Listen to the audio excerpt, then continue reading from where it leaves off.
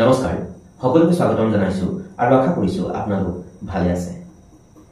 আমাৰ মাতৃভাষা অৰ্থাৎ আমাৰ অসমীয়া ভাষাই এটা বিশেষ স্বীকৃতি লাভ কৰিবলৈ সক্ষম হ'ল আৰু সেই বিষয়ে আপোনালোক জ্ঞাত যে এটা বিশেষ স্বীকৃতি আৰু এই স্বীকৃতি আসলতে এটা ভাষাই সহজতে পাবলৈ সক্ষম নহয় আৰু আমাৰ অসমীয়া ভাষাই এই বিশেষ স্বীকৃতি লাভ কৰিবলৈ সক্ষম হ'ল আৰু সেই স্বীকৃতি হৈছে আপোনালোকে জানিছে যে আমাৰ অসমীয়া ভাষাক ধ্ৰুপদী ভাষা হিচাপে আখ্যা বা স্বীকৃতি প্ৰদান কৰা হৈছে।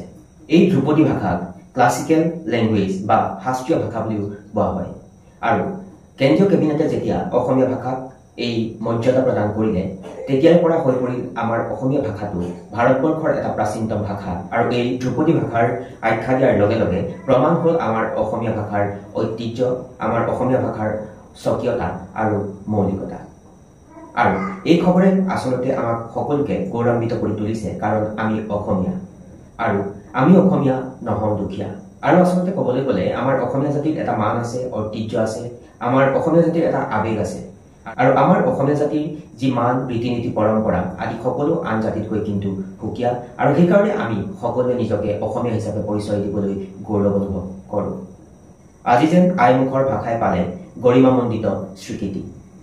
ভাষাবিদসকলৰ আশামুখী আজি প্ৰচেষ্টা লগতে ভাষা আন্দোলনলৈ ঐতিহাসিক স্বীকৃতি প্ৰদান।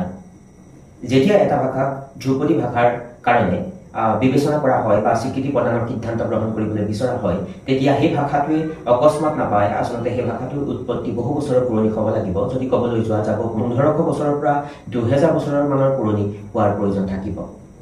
লগতে সেই নিৰ্দিষ্ট ভাষাটোৰ উন্নত মানৰ লিখনি থাকিব লাগিব আৰু ইয়াৰ উপৰিও প্ৰামাণিক কিছুমান ইতিহাস থাকিব লাগিব।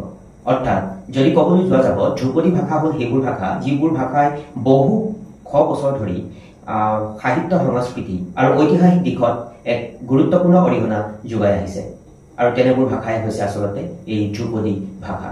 আৰু অসমীয়া ভাষাও ঠিক তেনেকৈ আজি বহু বছৰৰ পৰা নিজৰ যি লিপি বা উন্নত মানৰ লিখনি বা প্ৰামাণিক ইতিহাস আছে এই ভাষাটোৰ, আমাৰ ভাষাটোৰ। গতিকে সেইকাৰণে আচলতে এই ধ্ৰুপদী ভাষাৰ যি খ্যাতি সেই খ্যাতি লাভ কৰিবলৈ সক্ষম হ'ল।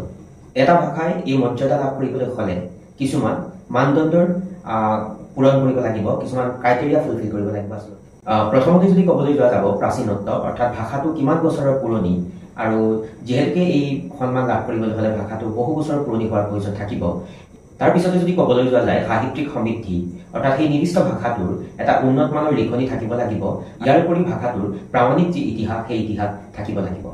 তাৰ পৰৱৰ্তী পৰ্যায়ত যদি ক'বলৈ যোৱা যাব ভাষাটোৰ স্বতন্ত্ৰতা থাকিব লাগিব আৰু আচলতে কাৰো পৰা এই ভাষা ধাৰ কৰা হ'ব নোৱাৰিব। আৰু তাৰ পৰৱৰ্তী অংশত যদি ক'বলৈ যোৱা যায় পুৰণি আৰু আধুনিক যিটো ভাষা সেই ভাষাৰ মাজত প্ৰভেদ।